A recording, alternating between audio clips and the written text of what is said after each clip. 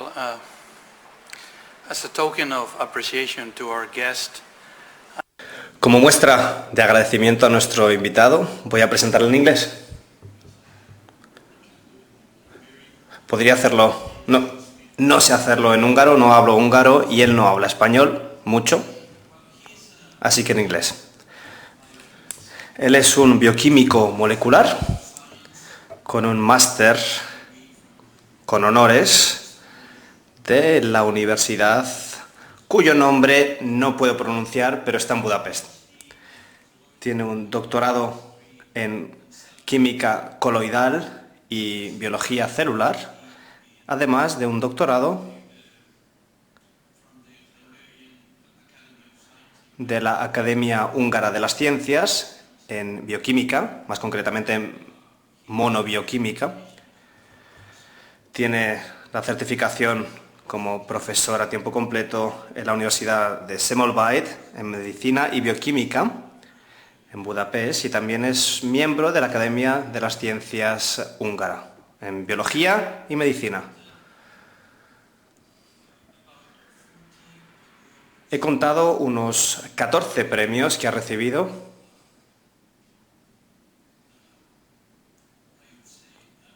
Y otros, ¿cómo se dice? Otros reconocimientos a nivel nacional e internacional. 40 reconocimientos.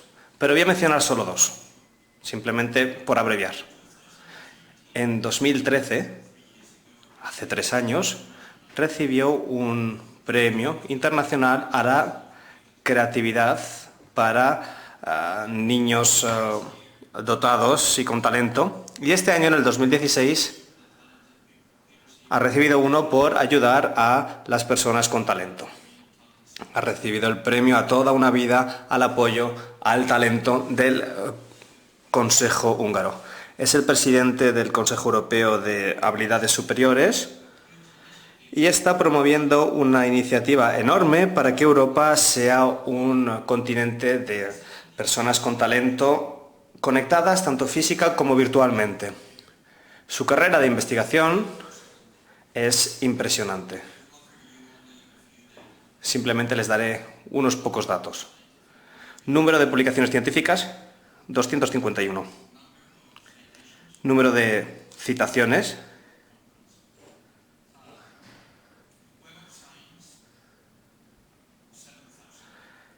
en Internet, 7.000. En Google Scholars, 12.000. En H-Index, 45. En índice W-Index, 13. Factor de impacto acumulado en periódicos y publicaciones, 747.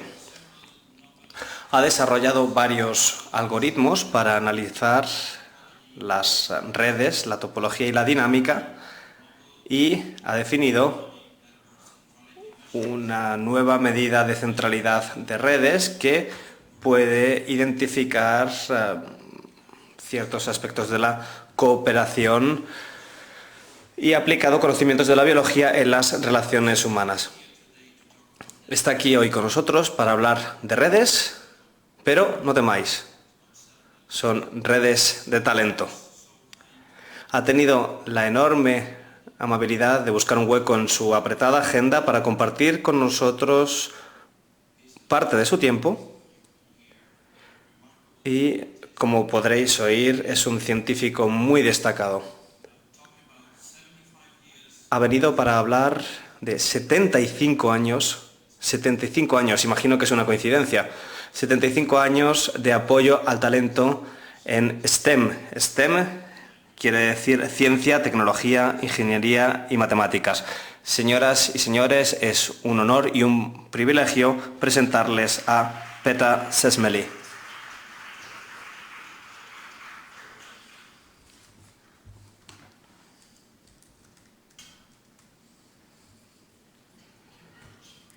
Muchas gracias, Javier, por esta presentación. Es todo un honor y un placer estar aquí hoy y poder saludarles a todos ustedes de la comunidad tan estupenda que se ha reunido con ocasión de este aniversario número 75. Cuando me invitaron y me dijeron que el primer número se publicó en el 41, estaba muy contento de ver que uno de los primeros artículos era sobre los horizontes y las crisis de las universidades. Estos asuntos siempre son muy importantes. En Hungría también podemos hablar de crisis y horizontes de la universidad, incluso a día de hoy. Pero lo que es muy interesante de esta historia es que el apoyo al talento ha cambiado el concepto del talento, ha cambiado durante los últimos 75 años. Hace 75 años el talento se entendía de una manera distinta a lo que se entiende hoy. La idea principal hace 75 años sobre el talento era el IQ, el coeficiente intelectual. Lo que se consideraba casi exclusivamente, era casi lo único que se tenía en cuenta, y ahora se ha reconocido que el apoyo al talento es mucho más que eso. Intervienen muchísimos aspectos y muchísimas propiedades. La capacidad cognitiva general, además del coeficiente intelectual, además de otros componentes como abstracción, memoria, comunicación, etc. Pero aparte de esto, hay más de 1000 capacidades especiales que pueden usarse para definir el talento.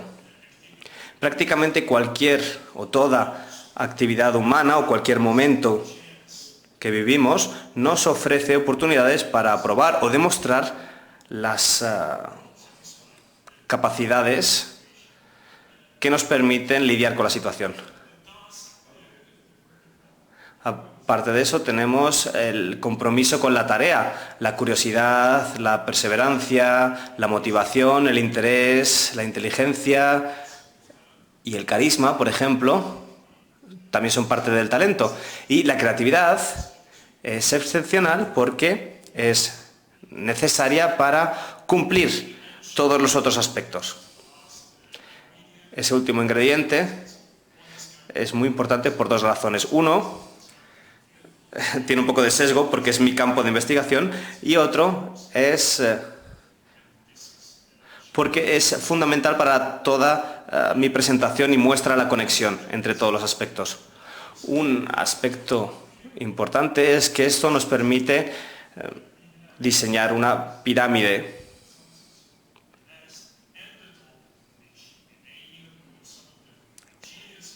En la parte de abajo tendríamos a los que están interesados en un tema, y arriba tendríamos los que podríamos llamar genios. Esta es una pirámide, pero podríamos crear miles de pirámides con miles de formas distintas de tener talento.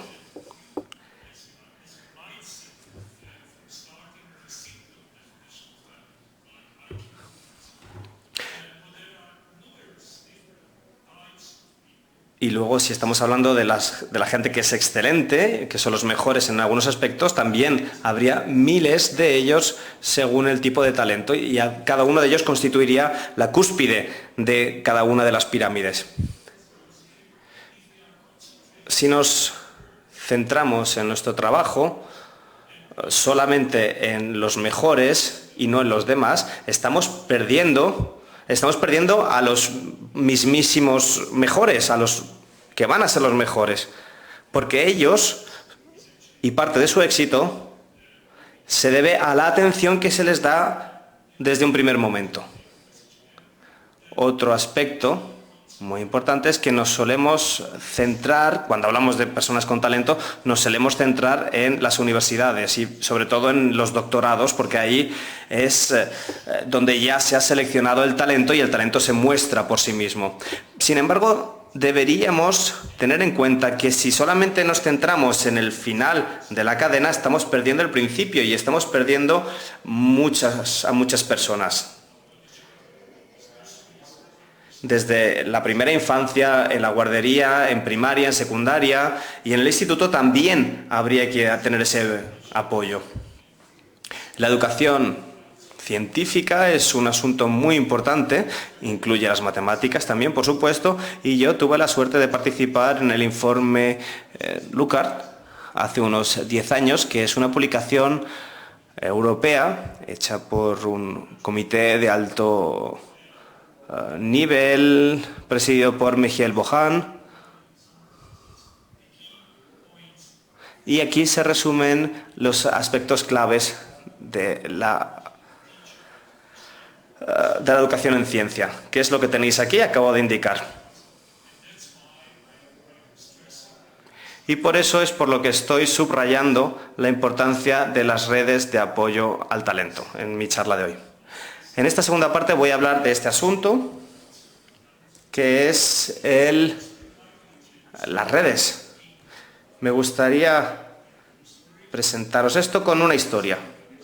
Una historia que habla de un experimento científico de psicólogos que reunía a 5 personas en una sala y se les preguntaba o se les pedía que guardasen silencio durante 10 minutos. En esa sala no había nada, no había ni ventana, ni televisión, ni ordenador, nada, solamente había un botón. Y se les dijo a los participantes que si apretaban el botón iban a recibir descargas eléctricas muy dolorosas. Era la única opción que tenían. Podían meditar durante 10 minutos o darle al botón y recibir esa descarga. Bueno, ese experimento al final ha sido un fracaso, os lo puedo decir ya, porque el 67% de las personas no podía estarse quieta durante 10 minutos en una sala, sino que estaban todo el rato dándole al botón y recibiendo descargas dolorosas, voluntariamente. En lugar de quedarse quietecitos pensando en la vida, en los negocios o en lo que sea. Bueno, las mujeres son más racionales que los hombres. Incluso en este experimento hay diferencias significativas, porque solamente era un 25% de las mujeres las que recibían esas descargas.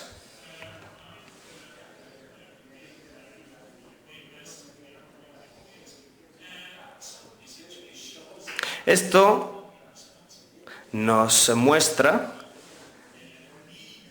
que las personas necesitan la comunicación social, necesitan hacer networking, necesitan relacionarse, porque si no se aburren, y relacionarse les mantiene entretenidos.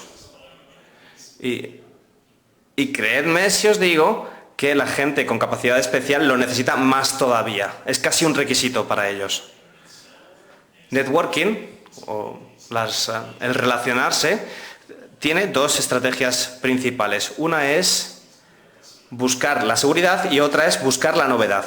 Buscar la seguridad es una estrategia que consiste en conocer gente que son amigos ya entre sí.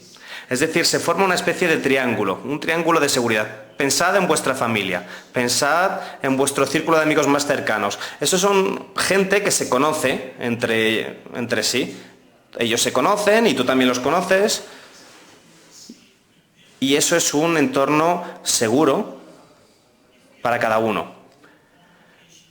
Si pasamos de un punto a otro, si cambiamos de un país a otro, si cambiamos de un trabajo a otro, si cambiamos de vida, si cambiamos de lo que sea, tenemos que volver a crear esta estructura a base de triangulaciones para ser capaces de poder explorar el entorno y empezar con la estrategia de buscar la novedad. Esto consiste en explorar nuevas personas, nuevas culturas, nuevos idiomas, nuevas experiencias, nuevas formas de lidiar con distintas situaciones que te encuentras en tu entorno. Al hablar de las redes de apoyo al talento, mi ejemplo suele ser una iniciativa que hubo en Hungría, en mi país, que era una iniciativa para chavales del instituto. Chavales de entre 14 y 18 años, y muchos de ellos se aburren en el instituto porque no reciben un reto lo suficiente, que esté a la altura de su capacidad. Entonces, lo que se diseñó fue un programa de enriquecimiento. Se diseñó este programa en las universidades y en instituciones de investigación científica para estudiantes de instituto. Es importante subrayar que esto no ha sido... bueno, se ha hecho para gente de instituto, pero es una investigación que se hace a altísimo nivel. Entonces, los estudiantes del instituto estaban inmersos en la investigación científica de alto nivel de Hungría. Bueno, también tenía aspectos internacionales, había otros países que participaban. Pero bueno, lo primero, la primera pantalla, hace 20 años de este programa ya, ¿eh? En la primera fase se les preguntaban dos cosas solamente. La primera es, ¿por qué me interesa la investigación científica? Tenían que contestar esta pregunta.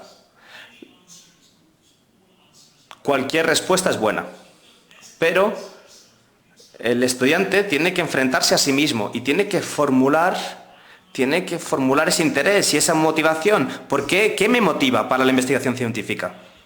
Y la segunda pregunta es, ¿por qué creo yo que soy mejor que una persona media de mi clase o de mi escuela?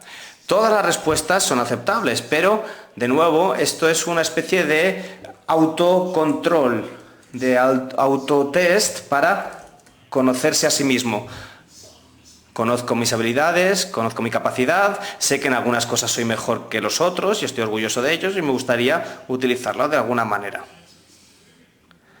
Así que esto es un primer screen, una primera fase muy interesante que resaltaba lo consciente de sí mismos que eran los estudiantes. La segunda pantalla, la segunda screen, también es muy interesante y ahí se les daba una lista de mentores. Los mejores científicos del país en todas las áreas, en matemáticas, en ciencia, en historia, incluso en todo. Pero lo difícil aquí para el estudiante es seleccionar algunos de esos mentores. Se tenían que centrar en un proyecto o en un área del conocimiento concreta, lo cual es muy difícil. Porque para alguno de ellos no es posible elegir uno o dos. Y se demostró que esto fue muy útil y barato además. Después, la tercera fase es una cooperación entre el mentor y el estudiante. Y este es un ejercicio muy libre, porque no hay forma de hacerlo mal. Aunque los estudiantes solamente vayan un día y luego decidan que no les gusta eso y no vuelvan más, porque es demasiado exigente, demasiado difícil o lo que sea, aunque sea solamente un día, es un día bien invertido, porque es un día con mucha emoción, un día abierto a un nuevo entorno, es un día muy útil.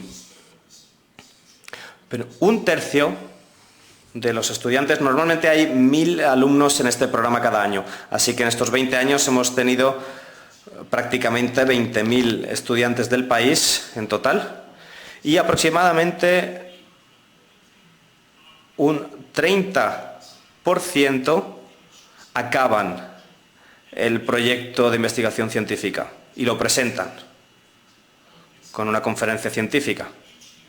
Y cada año hay aproximadamente entre 5 y 10 estudiantes que publican en revistas internacionales como la vuestra y publican ahí los resultados de su investigación científica. Muchas veces las publicaciones son muy prestigiosas y muchas veces estos estudiantes son el primer autor.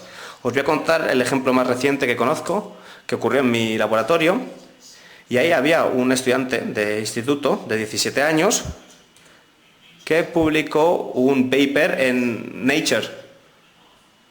Y Nature tiene tanto prestigio que en mi universidad le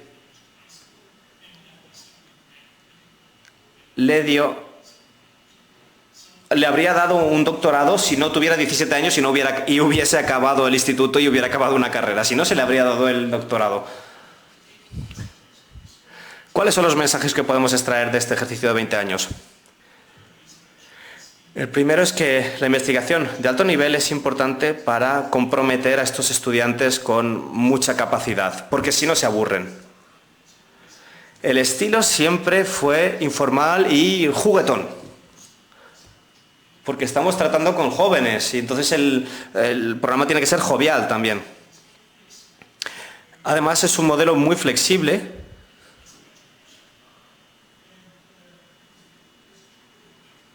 y contribuye a crear redes de estudiantes. Los estudiantes se empiezan a conocer mejor, hacen un campamento científico en verano algunos de ellos, 100 en concreto, y se dan cuenta de que no están solos, de que no son unos locos de su escuela, de que hay un montón de locos por otros lados. Y bueno, ahí se crean relaciones y se crean amistades. Y por último, pero no menos importante, todo este programa se autogestiona. Esto quiere decir que en los últimos 10 años yo no he tenido que hacer nada en este programa porque el programa lo llevan los propios estudiantes. Hay una autoorganización, un autocumplimiento y una autodirección del programa. Y todo eso lo hacen los estudiantes. Aquí tenemos a 3 de los líderes de la organización. Tenemos a Tamas Revets, que publicó 2 monografías sobre historia bélica cuando tenía 19 años. Ahora está en el King's College y es un experto paramilitar. Y dentro de poco volverá a Hungría. Katalin Shuliok organizó una conferencia internacional cuando tenía 16 años para 400 personas y la organizó prácticamente solita. Ahora mismo, bueno,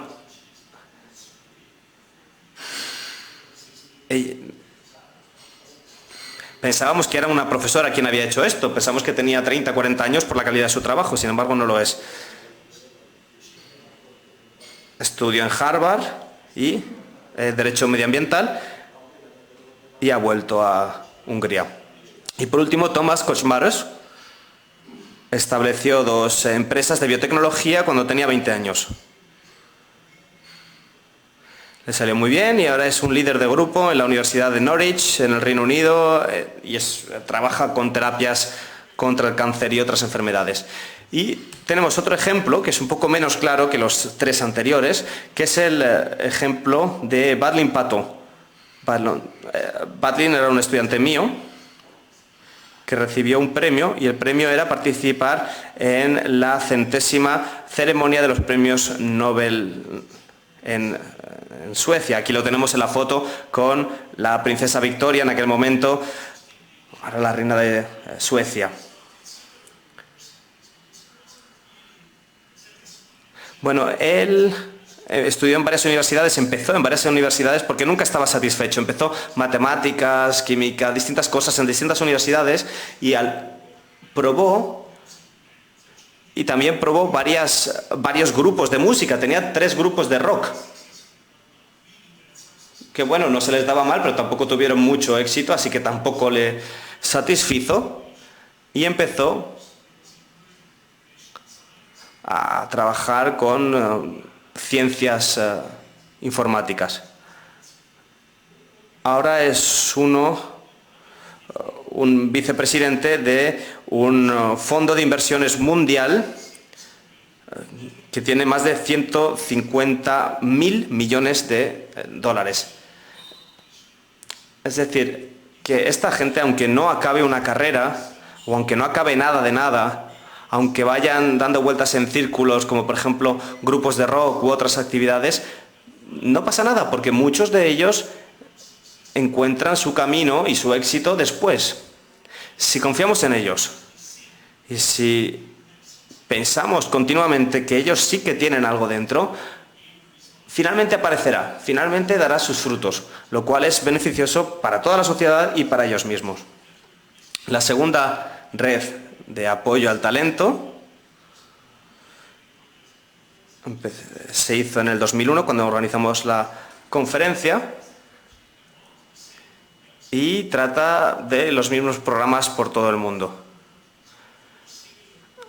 Son 13 países, incluyendo Israel, Estados Unidos y muchos países europeos como Alemania. y bueno, ahora se ha convertido en internacional. En Hungría tenemos una red nacional de varias organizaciones de apoyo al talento y varios movimientos que ha atravesado las fronteras de Hungría y ha llegado a Rumanía, Eslovaquia, Serbia y Ucrania. Y esta red tiene ahora más de 1.500 puntos de talento. Estos puntos pueden ser universidades, escuelas primarias, institutos, cualquier organización informal o formal que pueda dedicarse a los jóvenes con talento. Esto llevó a crear consejos de apoyo al talento para minorías étnicas en Hungría, como por ejemplo los gitanos en Hungría, y hay un apoyo específico para ellos, apoyo específico en matemáticas o específico en música, por ejemplo. También hay intercambio de las distintas capacidades o pericias. Y todo esto contribuye a enriquecer el conocimiento sobre cómo se puede apoyar a esta gente. Hay 23.000 profesores formados. Estos son profesores que ya reciben esa formación para saber descubrir o identificar a un joven con talento. Uno de los jóvenes fue descubierto en una clase de matemáticas. Estaba yendo a una escuela y en la clase de matemáticas estaba dibujando mujeres desnudas. Bueno, perdonad por lo que os digo, pero es que es lo que estaba haciendo.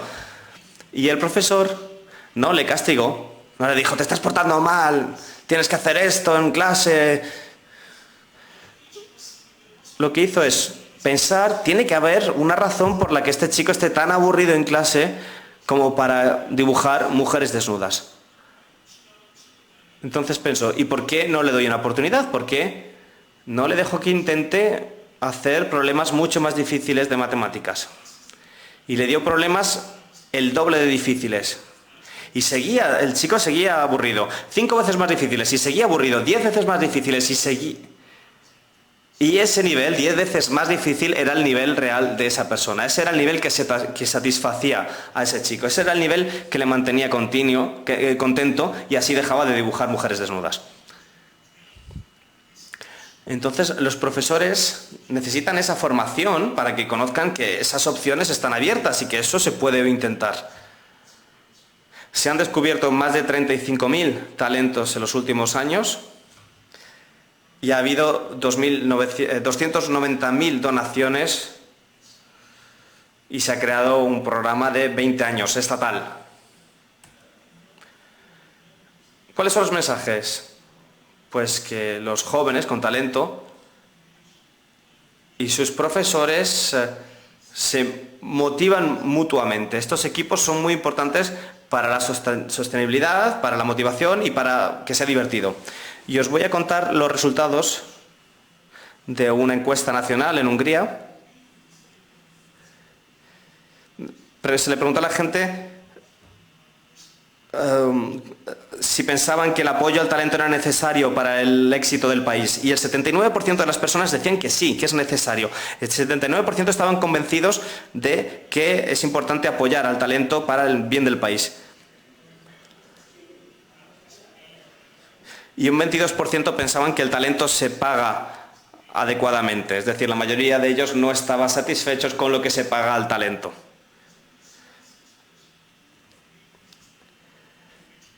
Pero solamente un 36% pensaban que el dinero es una motivación. Que sí que motiva el dinero, pero hay muchas otras cosas que motivarían a un joven con talento aparte del dinero. Y el 90% de las personas pensaban que la positividad es lo más motivador. Un entorno positivo y favorable es lo que más puede motivar. Hay un nuevo movimiento en Hungría que recibe el apoyo del programa Templeton.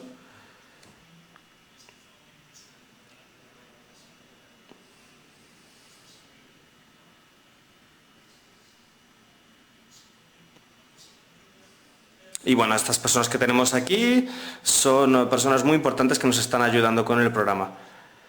Teníamos más de 20.000 participantes, se les hicieron pruebas para ver sus capacidades cognitivas, incluyendo el IQ, el nivel que habíamos dicho antes y algunos otros aspectos. Es un proyecto que vamos a trabajar este año y el año que viene y vamos a ayudar a miles de otros.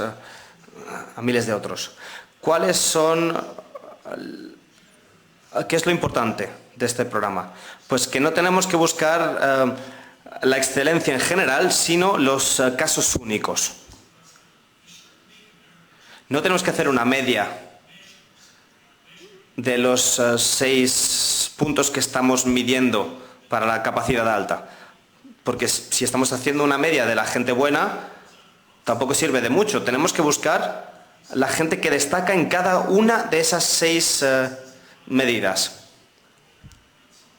Y algunos de ellos se solapan, algunos de ellos son los mejores en varias de esas medidas, a lo mejor en 4 o 5. Y hay algunos muy graciosos, que son muy creativos, pero no tienen absolutamente ningún vocabulario. No saben comunicarse. O se les da muy bien la informática, pero se les da fatal, por ejemplo, la memoria de trabajo. Etcétera, etcétera. Hay muchas variaciones aquí y hay que apreciar la originalidad de las distintas personas. Eso era uno de los puntos interesantes de este programa. Luego los equipos de mentores también son muy importantes. Hay varios equipos de mentores y en los equipos de mentores son mentores que están entre medias de los estudiantes y los profesores y median entre ellos. A nivel europeo hay una tradición de 29 años en una ONG europea que se llama el Consejo para la Capacidad Alta, para la alta capacidad, que tiene 29 años. Es una organización que promueve el apoyo al talento en Europa. Hace 4 años empezó a organizarse bien y solamente el año pasado se dio la oportunidad de unirse a este programa. Ahora hay más de 30 países participantes en esta red de apoyo al talento, esta red europea. Y hay más de 300 puntos de talento europeos en 35 países, lo cual es muy interesante, muy importante. Y también hay otros países fuera de Europa, hay otros países hispanohablantes, como por ejemplo Cuba. Es decir, ahora mismo estamos en un buen momento, un momento de impulso. Y estamos expandiendo los puntos de talento. Habrá más en España y me gustaría animaros a que visitéis esta página web que podéis ver aquí, hecha.info, donde podéis descubrir más sobre este programa y cómo haceros miembros. Ya puede ser vuestra organización o un pequeño grupo o una institución privada, tanto a nivel mundial como europeo. Algunos aspectos importantes, de los más importantes, son compartir las mejores prácticas y los intercambios organizativos. Javier ha estado coordinando una de las aplicaciones, como por ejemplo la Red Europea de STEM. European Talent Space era una red social de realidad virtual en 3D y también participa Javier Turón, que es una nueva dimensión de cooperación. Y lo más importante, es que los jóvenes talentos se están organizando y han creado una plataforma. Entonces hay 300 que pueden nominar a otros jóvenes con talento. Y la última parte de mi charla, de mi presentación, es muy corta y se trata de pensar en la creatividad de cara al talento. En las redes, incluyendo las redes sociales, los nodos creativos suelen ocupar el lugar que hay entre las distintas comunidades, es decir, pertenecen a múltiples comunidades al mismo tiempo y por tanto son como embajadores de una comunidad frente a la otra. Comparten el conocimiento, presentan el conocimiento de una universidad, de una unidad a la otra, y esto es muy importante debido, por un lado, a la creatividad y por otro lado, al interés multidimensional. Es decir, a la capacidad de estar inmerso en varias cosas al mismo tiempo, con lo cual te puedes posicionar en el centro de varias comunidades. Ahora bien, ¿cómo responden estas comunidades a los cambios ambientales? De dos formas distintas. Una, cuando la situación es conocida o cuando la situación es corriente. Ahí lo que ocurre es que los líderes de opinión hay un consenso inmediato sobre qué hacer. Y el líder pues dice, bueno, ya sé cómo funciona esto, sé cómo resolverlo, todos estamos de acuerdo, y la respuesta se produce de forma rápida y robusta. Al contrario, si la situación es completamente nueva, los líderes de opinión ya no están de acuerdo, no saben qué hacer. Tienen distintas opiniones, distintas ideas, se bombardean mutuamente con sus distintas ideas y por último, la respuesta final requiere no solamente la respuesta de los líderes de opinión, sino la de todo el grupo. Esto requiere de democracia y la democracia es muy importante para movilizar a toda la comunidad, no solamente a los líderes, y descubrir nuevas posibilidades. Y la sabiduría, el conocimiento del colectivo puede ser mejor que el individual si el conocimiento es completamente nuevo. El ganador de Nobel, Daniel Kahneman, describía un poco esto en una situación familiar.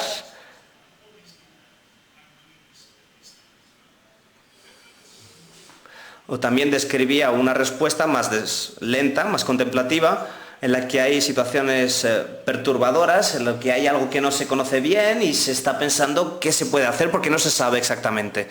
Lo interesante es que las neuronas de nuestro cerebro, y esto es la única biología en la que voy a entrar hoy, las neuronas cerebrales hacen exactamente lo mismo.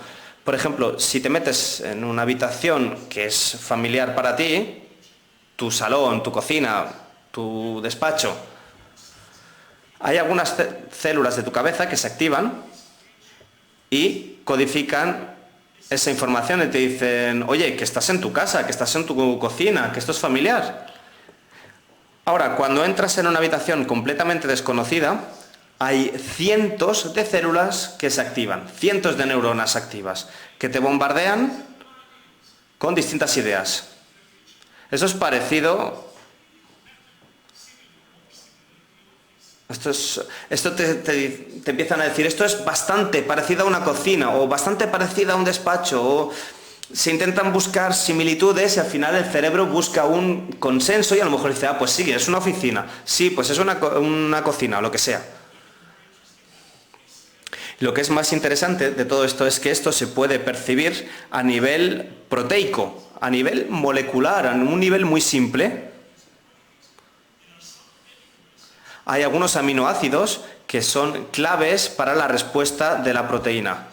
Y esa respuesta es una respuesta en la que la proteína está en una situación normal. Por ejemplo, esto que tengo delante es una enzima que está digiriendo la comida, es decir, se está enfrentando a componentes corrientes de los enzimas.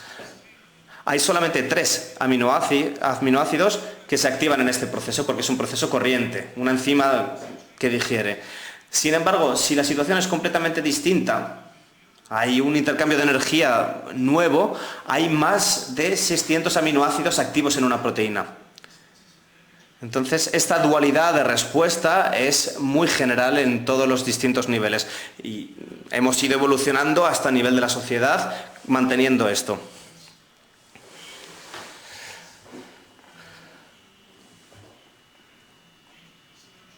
Hay algunos investigadores como Donald Campbell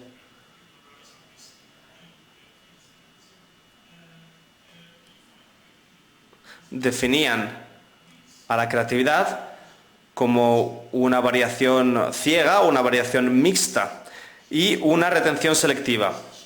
En las sesiones de brainstorming, de lluvia de ideas, se separan estas dos formas de creatividad, porque se te dice o que te liberes tu mente y sueltas cualquier idea que tengas en la cabeza, y eso sería la variación ciega. Y por otro lado te dicen, selecciona las mejores ideas que tienes, las ideas que mejor se adaptan al resto de tu comunidad. Eso es la retención selectiva. Es decir, los sistemas complejos muestran este comportamiento. Un comportamiento con más plasticidad y otro con mayor rigidez. Y se puede pasar de uno a otro. Y eso se hace como si fuera un círculo o un ciclo de aprendizaje. Y bueno, voy a acabar la charla con 2 ejemplos de esto. Este ejemplo es cómo los pájaros aprenden ciertas cosas. Este es un pájaro masculino. ¿Cómo aprenden a cantar? Para los machos es muy importante aprender una canción, porque así es como las mujeres seleccionan a los mejores, las hembras seleccionan a los mujeres machos. Si eres un macho y no sabes cantar, como yo que no sé cantar, pues se te va a dar muy mal. Yo en mi caso nunca encontraría una pareja. Pero bueno, en este caso, un joven pájaro tiene que practicar la canción y esto es lo bonito. Lo bonito de la canción estaría la escala vertical. Ahí tenemos las medidas de entropía. Si la medida de entropía es más larga, la canción es más bonita. Si la canción es "buh", no es interesante. Ninguna hembra se iba a interesar en eso. Hace falta más sofisticación en el canto. Pero esto es lo que ocurre durante la noche. Este pájaro se olvida de la mayor parte de lo que había aprendido durante el día, pero nunca acaba de olvidar por completo, sino que va subiendo de calidad. A medida que pasa el tiempo, después de 2 meses, la calidad ha mejorado mucho y el canto es mucho mejor. Pero si no hubiera olvidado la primera canción, nunca habría llegado a ese nivel. Este es un poco el mensaje. Nunca tenemos que retener la primera idea, porque esa sería la última idea que vamos a tener en nuestra vida. Si la mantenemos, será para siempre. Si intentamos aferrarnos a esa idea, no tendremos otras. Entonces hay que soltar esa idea y coger otra, y la cosa mejorará cada vez más, hasta un nivel óptimo de respuesta. Y esto no solamente es así para individuos, sino también para organizaciones o sociedades. La organización del ciclo de aprendizaje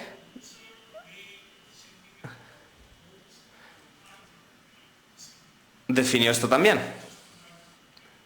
Bueno, simplemente quería ilustrar esto con el ejemplo de si empiezas una compañía, empiezas una empresa, y en ese caso lo primero que tienes que hacer es salir al mercado y ver qué hay en el mercado, qué sabemos del mercado, qué sabemos hacer, qué capacidad tenemos, cómo podemos contribuir en ese mercado. Eso es una fase de exploración, pero después hay que definir el primer producto, Porque si no lo defines, no puedes pasar a la siguiente fase, que es la explotación. Y si no pasas a la siguiente fase, tu compañía fracasa. Pero si solo tienes un producto en tu empresa y no tienes un segundo producto, vas a fracasar también. Entonces, cuando estableces tu primer producto, tienes que volver a abrirte al mercado y volver a pensar y decir, ¿qué es lo que hago con este conocimiento que he adquirido? ¿Qué es lo que puedo hacer ahora? Y así continuamente. Es decir, esto va en ciclos de forma circular. Entonces aquí tengo unas ideas para que nos llevemos a casa. La primera es que la creatividad parece ser un equilibrio dinámico de exploración y explotación de estos dos tipos de comportamiento. En segundo lugar es que los ciclos de exploración y optimización forman una adaptación general, un mecanismo de adaptación general. En tercer lugar es que la respuesta optimizada suele venir dada por una élite y la exploración de la respuesta nueva requiere el conocimiento de las masas. Y en cuarto lugar es que las personas con talento pueden recibir apoyo para crecer gracias a su entorno. Muchísimas gracias.